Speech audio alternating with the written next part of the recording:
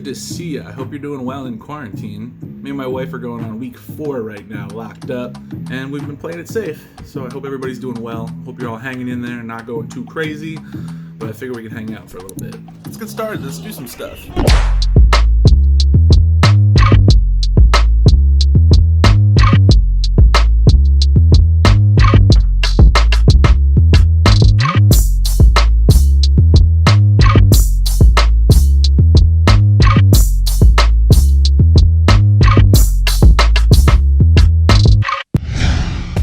So with the quarantine looming, you gotta keep yourself busy. One of the things that's kept me sane so far is having a dope setup. And I live in a small apartment with my wife, so space is really limited, but I've managed to create a little space for myself that I feel super productive and comfortable, and I figured I'd show everybody today. This is my studio nook. Let's check it out. My whole setup is next to my bed because of space limitations, but as you can see, I jammed as much tech as I possibly could into this area, and it's super functional. Starting with my main screen, this is a 34-inch LG ultra-wide monitor. Above it, I have a secondary 32-inch monitor that I use for watching content and email. It's great for multitasking. Weird flex, but I use 2 keyboards depending on the task. The Matthias Space Gray Bluetooth keyboard and the Keymove DK61 mechanical keyboard, which I love and highly recommend. I also rock an MPK Mini for audio production. To the left side of my desk, I have 2 shelves full of cool stuff that makes me happy, including this Frankie original doodle from Bird and Frankie over at Birdshot TV. I like to keep figurines and toys around, and it keeps me inspired. Also on this side of the desk, I keep my Blue Yeti USB microphone. I use this for all of my voiceovers. Onto the middle of my desk, which I like to keep clear other than green drink and coffee. Here you can see my oversized felt mouse pad. I love this thing because it doubles as a nice backdrop for all my knife videos.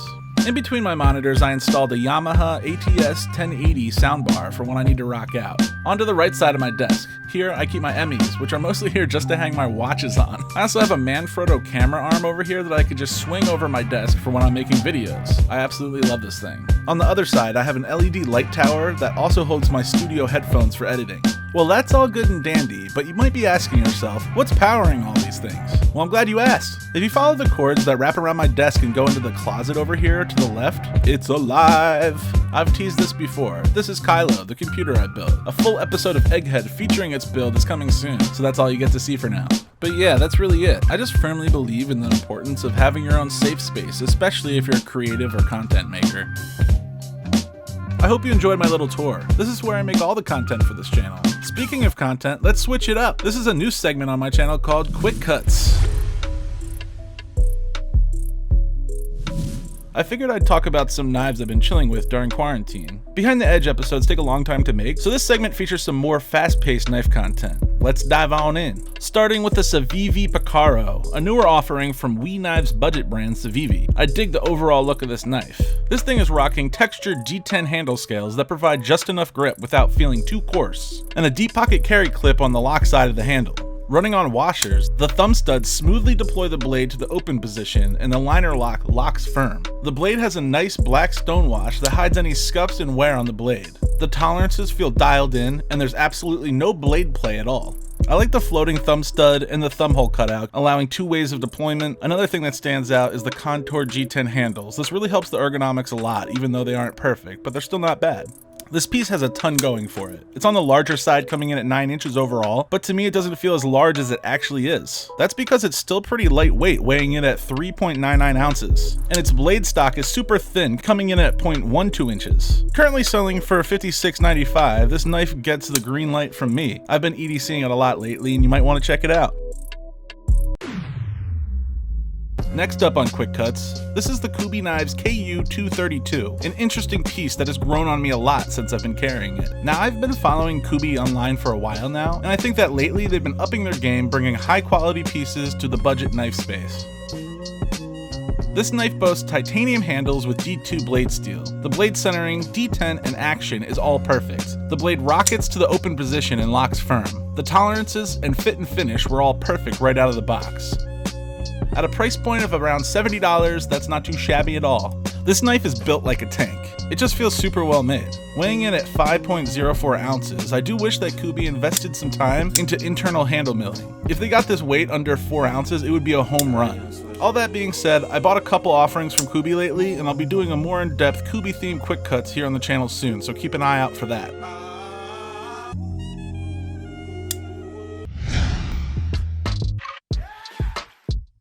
Oh yeah, one of my recent knife crushes. This is the Ferrum Forge Mini Archbishop in G10 and 9CR18 MOV steel. I love the aesthetic of this knife. It's got a thought out design language going on that really speaks to me. There's a ton to like here. I got the G10 variant of this knife, and I love the stonewatch blade and pocket clip mixed with the OD green. It's just a combo that works really well. The fit and finish of this knife is great. The blade came centered and razor sharp out of the box. The D10 is perfect and the action is great. It rockets to the open position and locks firm. I love the deep carry pocket clip that's recessed into the G10 handle scales. The jimping on the spine of the flat ground drop point blade is aggressive and adds a considerable amount of grip for your thumb while a knife is in use. The size of this knife is amazing for small EDC. It has an overall length of 6.3 inches. Although it's a smaller variant of their Archbishop, the design doesn't sacrifice anything in terms of ergonomics. For such a small knife, it's extremely comfortable in hand. And there's a lot more to talk about with this knife, which is why I'm featuring it in the next episode of Behind the Edge. BTE episode 8 should be dropping really soon, keep an eye out for it. I'm currently working on editing it, so it shouldn't be that long. Next up on Quick Cuts, a super quirky knife from Twosun. This is the TS163 in D2 steel and orange G10. Now this is a quirky knife to say the least. I kinda got this on a whim because I like weird looking knives and I think this knife has a lot of character. The quality of materials from Twosun are spot on as usual, great action, and probably has the smoothest closing of any Twosun knife I've ever had. Definitely a D10 ball ramp in there somewhere. That being said, there's a good amount of flaws as well. 3 things about this knife really stood out as soon as I got it in hand. The milled wave pattern on the G10 handle scales look cool, but they create sharp edges that can get really uncomfortable in hand. Next up, this pocket clip is probably my least favorite pocket clip ever from Twosun. It has a sharp point that sticks out and catches everything, and it's really sharp, like sharp as hell, it'll hurt you. And finally, this knife is a brick. It's super heavy, weighing in at 6.6 ounces. Some skeletonization of the steel liners would have been really helpful. Criticism aside, there are a lot of positives about this knife as well. I think the design is super unique. It was designed in collaboration with Vincent Oliver, who also designed the Twosun TS230 Ace. In regards to his designs, he seems to think outside the box, which is great to see when there's a lot of repetition in the knife game. I also think he has a cool maker's mark, so yeah, I'm looking forward to more designs from Vincent. Alrighty then, on to the next one. This is the Squid Industries Squiddy, a CNC machine plastic balisong trainer. Are you bored out of your mind during quarantine? Well, I got the perfect thing for you. This trainer is super durable and a great option if you want to start flipping. I'm actually a complete noob to flipping, but it's definitely a fun thing to learn and can be done inside. You won't damage your floors with this thing, and overall it's a fun hobby. There are a lot of great channels on YouTube that teach balisong tricks. My favorite is called Bigflips. Go check them out and learn something fun while you're on lockdown.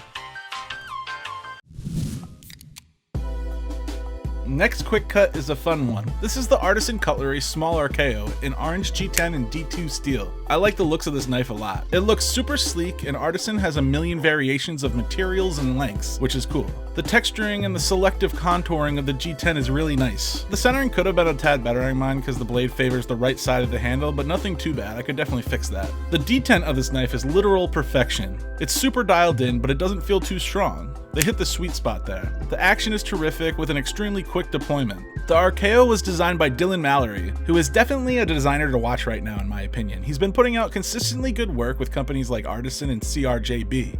Dylan also just announced a prototype in the works with Civivi, which is super dope. I'm looking forward to that. Alright, let's wrap this up onto the final quick cut of the day. This knife right here is the Wong Design Twosun TS166. I've been rocking with this knife for a while, and it's been staying in my EDC rotation consistently. And you gotta love Twosun's fit and finish on this sub $100 knife. It's insane. The detent and the action are amazing. I think the detailed milling of the titanium handles is perfectly balanced by the simple flat ground blade. But in my opinion, the best thing about this knife are the ergonomics. This thing is so comfortable in hand. I really recommend picking one of these up if you haven't already. It's one of my favorites. And that's a wrap on Quick Cuts, guys.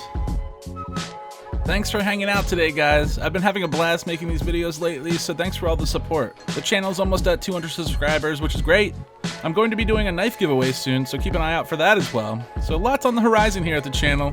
Also, last thing, I just went on Everyday City Carries podcast. I got to hang out with Ray. He's the man. Shout out to Ray. What's up, dude? So head over to his channel to check out the podcast that I was on. We had a great time. Go check that out. So peace out for now. Backpack be out.